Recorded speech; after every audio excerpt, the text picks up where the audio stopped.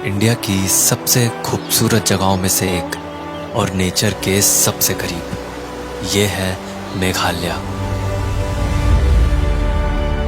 एक ऐसी जगह जहां बादल सिर्फ आसमान में नहीं बल्कि जमीन पर भी चलते हैं। एक ऐसी जगह जहां नेचर और इंसान साथ मिलकर रहते हैं। एक ऐसी जगह जिसके हर कोने में एक खूबसूरत वाटरफॉल है। बस ऐसी ही एक जगह है मेघालय की इन खूबसूरत खासी हिल्स में, जिसका नाम है चेरापूंजी।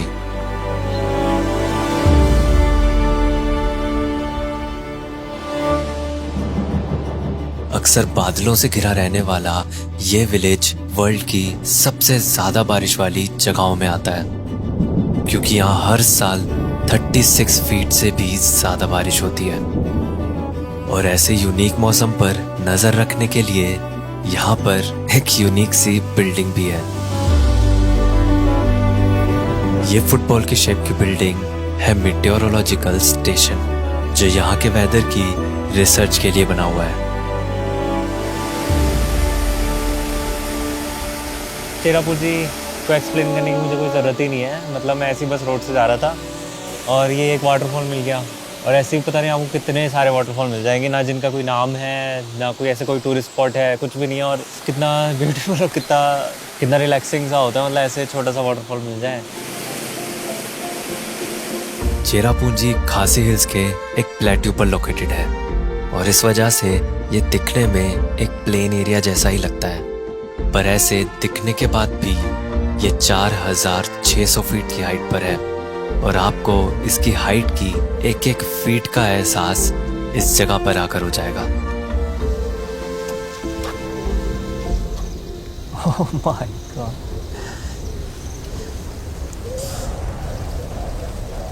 बिलीव ही नहीं हो रहा कि ऐसी जगहें होती भी हैं। मतलब ऐसा लग रहा है कहीं तक भी देख सकते हैं हम, मतलब कोई एंड ही नहीं है उसका।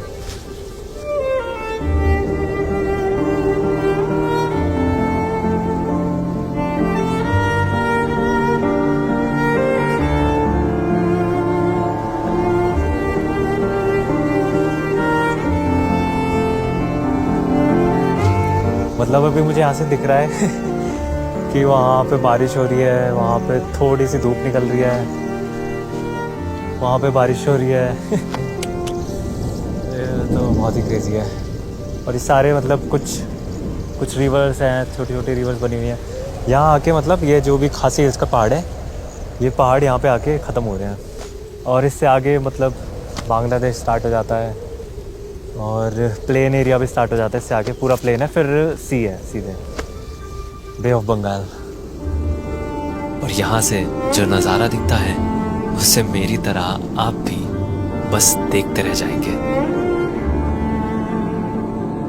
चेरापूंजी के पास ही है एक और विलेज तायरना, जहाँ मुझे मेरा अब तक का देखा सबसे खूबसूरत ब्रिज दिखने वाला था। और इस छोटे से विलेज से ही उस ब्रिज का रास्ता शुरू होता है।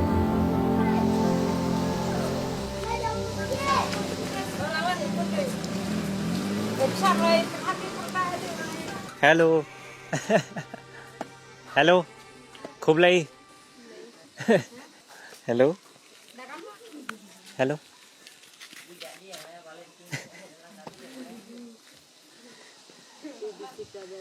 स्माइल।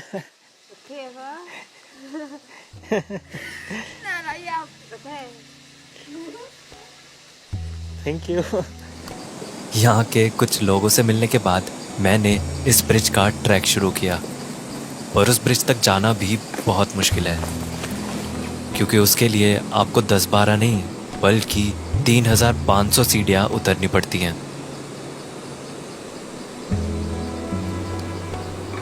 अभी मैंने डबल डेकर रूट ब्रिज का ट्रैक स्टार्ट किया है और अभी इतनी हालत ख़राब हो गई है। अभी तो 1 किलोमीटर भी नहीं हुआ है और यहाँ पे ऐसे स्टीप स्टेप्स है पूरे ऊपर से नीचे तक। जहाँ पे विलेज में नीचे लोग रहते हैं उनको भी डेली ये सारे स्टेप्स अप डाउन चढ़ के ही अपने सारी चीज़ें लानी होती हैं, जो भी उनको खाने वगैरह की चीज़ चाहिए होती है या फिर बच्चे स्कूल भी इसी वाले रास्ते से जाते हैं, डेली वो अप डाउन करते हैं इस वाले ट्रैक को, जो भी हमसे तो मेरा बहुत ही मुश्किल है।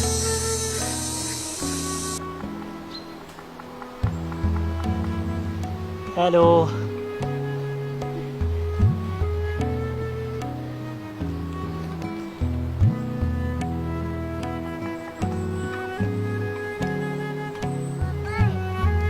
आप रोज करते हैं daily up and down, daily up and down?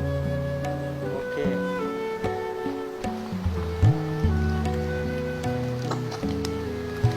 और कुछ देर बाद आया हमारे रास्ते का पहला लिविंग रूट ब्रिज। जी हाँ, लिविंग रूट ब्रिज, क्योंकि ये ब्रिज सच में जिंदा है।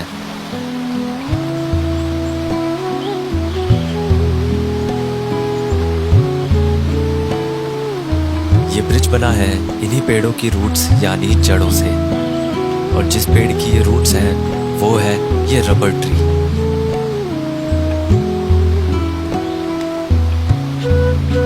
और बहुत ही ज़्यादा मतलब चलने में तो ऐसे बहुत रिस्की लग रहा है, पर ये कम्प्लीटली एक अलग टाइप का एक्सपीरियंस है इसको क्रॉस करना।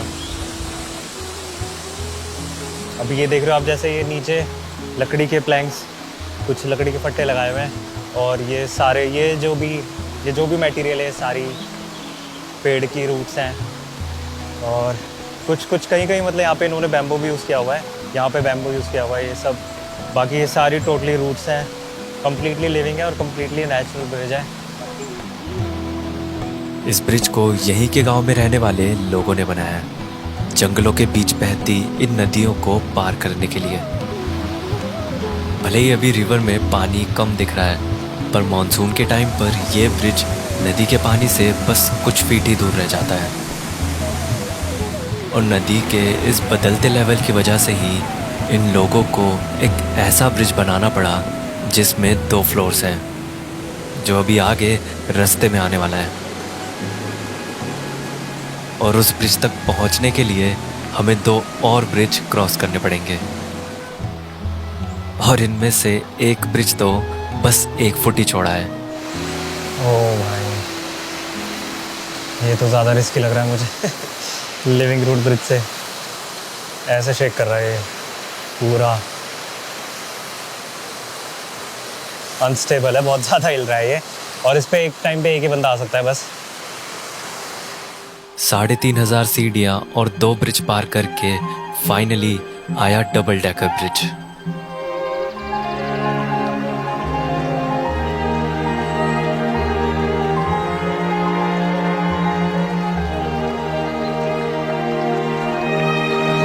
डबल डेक वाला ये ब्रिज पहले बस सिंगल डेक ही था, पर कभी कभी नदी का लेवल बढ़ने पर नीचे वाला ब्रिज डूब जाता था, तो इन लोगों ने इसी ब्रिज पर एक और ब्रिज बना दिया, जिससे अभी हर मौसम में नदी पार कर सकते हैं।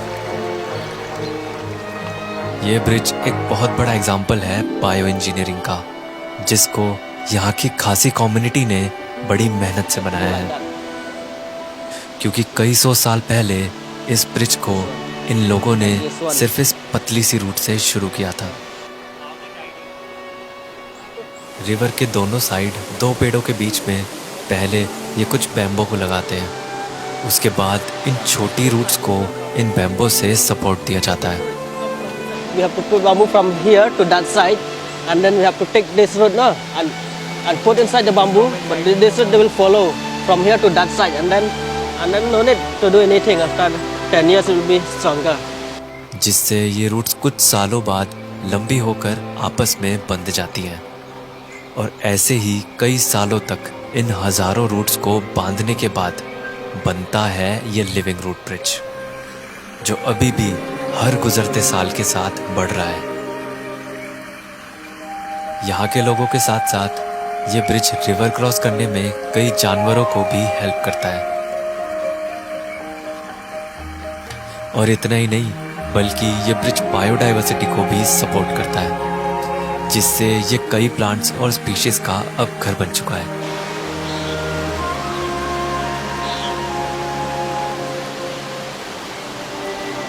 बहुत सालों में जाके बना है ये वाला ब्रिज, मतलब एक दिन की बात नहीं है, 1 साल की बात नहीं है, कई साल लगे हैं तब जाके ये ब्रिज बन पाया है। और ऐसे ही अब थर्ड डेक भी इसमें ऐड कर रहे हैं। ये थर्ड वाला डेक जब ऐड हो जाएगा तो ये ट्रिपल डेकर ब्रिज हो जाएगा, जो शायद अकेला ही ट्रिपल डेकर ब्रिज होगा पूरे वर्ल्ड में। और ये अभी और 20-25 साल लगेंगे अभी, और ये ऑलरेडी मतलब दिख रहा है, तब भी इसे इतना ज़्यादा टाइम लगेगा।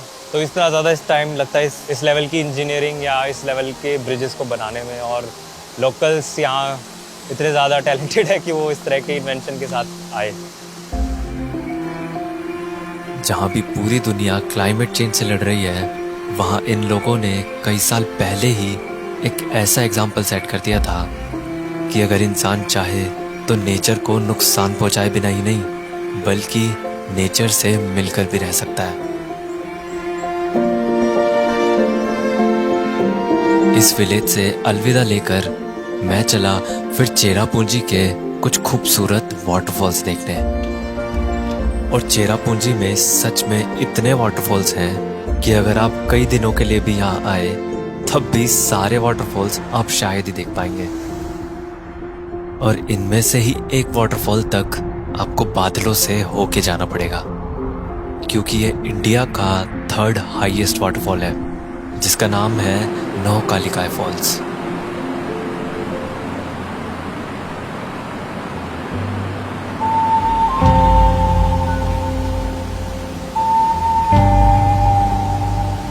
जिसका व्यू देखते ही आप एक अलग दुनिया में खो जाते हो।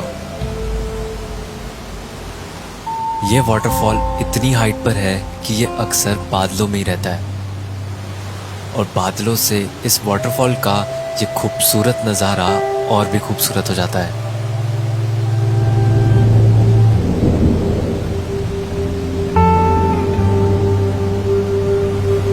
इस वाटरफॉल का पानी सीधे 1000 फीट से भी ज़्यादा की हाइट से नीचे गिर रहा है, और इसी वजह से ये इंडिया का टॉलेस्ट प्लंज वाटरफॉल भी है।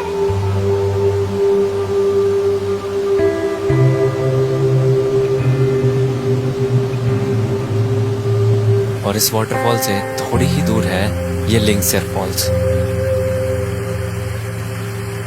जो एक बहुत ही खूबसूरत स्टेप वाटरफॉल है।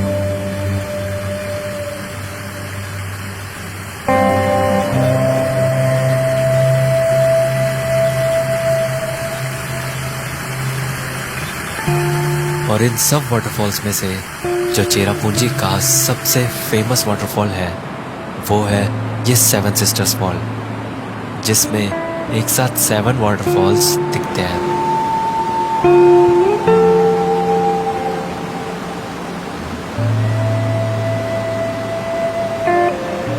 अब तक मेघालय की हमने इतनी सारी नेचर और खूबसूरती से भरी जगहें देखी, जिसमें कई सारे विलेजेस थे, पर मेघालय की एक ऐसी सिटी है जो इतनी ब्यूटीफुल है कि उसे स्कॉटलैंड ऑफ ईस्ट कहा जाता है। यह है मेघालय की कैपिटल सिटी शिलोंग।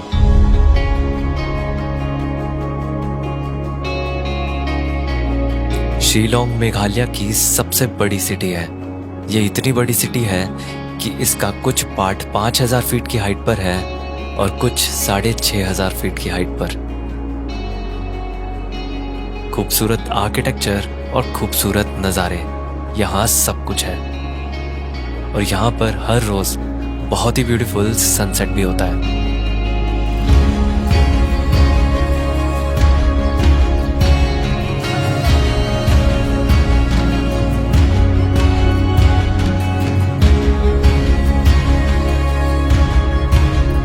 पर शिलोंग से सिर्फ कुछ किलोमीटर आगे आप इस चकाचौंध से दूर एक बिल्कुल ही अलग दुनिया में होते हो।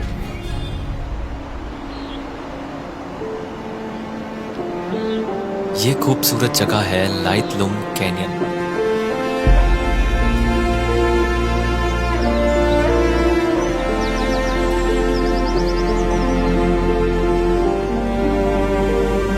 इतनी ग्रीनरी आपने शायद ही कहीं और देखी होगी।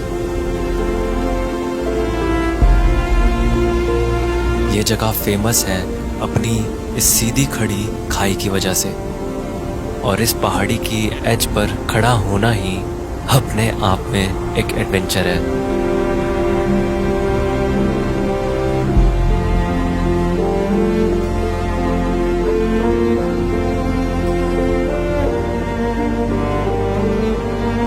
यहाँ की खूबसूरती से मैं पहले ही इतना हैरान था कि थोड़ी देर में मुझे पता चला यहाँ के एक हिडन वाटरफॉल के बारे में। लाइटलूम कैनियन से बस कुछ दूर हाइक करते हुए मैंने एक रिवर को फॉलो किया और रिवर के उस पार जो नज़ारा था,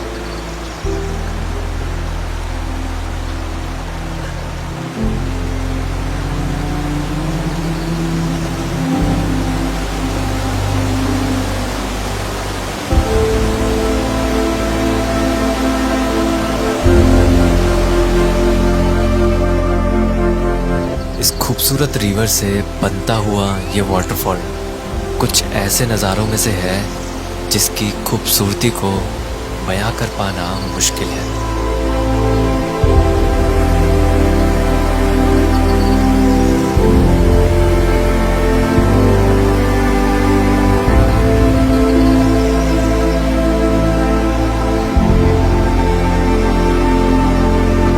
कुछ देर यहाँ रुककर मुझे ऐसा लगा जैसे इन नज़ारों ने सपने और हकीकत का फर्क खत्म कर दिया हो।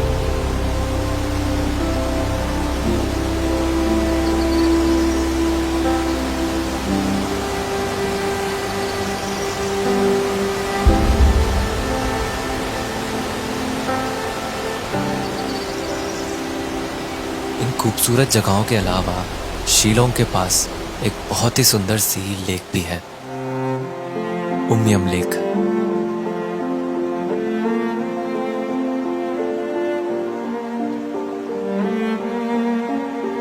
...225 स्क्वायर किलोमीटर की एरिया में फैली ये लेक मेघालय की सबसे बड़ी लेक है और इसी वजह से इसे लोकली बड़ा पानी भी कहा जाता है। ये लेक एक रिजर्वॉयर लेक है जो उमियम रिवर पर डैम बनाने की वजह से बनी है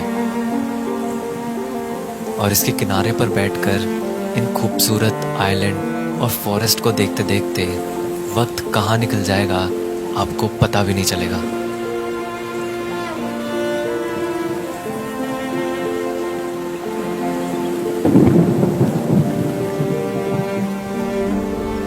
मेघालय में आके आप नेचर के इतना करीब खुद को महसूस करेंगे, चाहे वो यहाँ की हवा हो, यहाँ के वाटरफॉल, यहाँ के पेड़, यहाँ मतलब आपको वो हर चीज़ मिलेगी जो नेचर से आपका रिश्ता और गहरा कर देगी।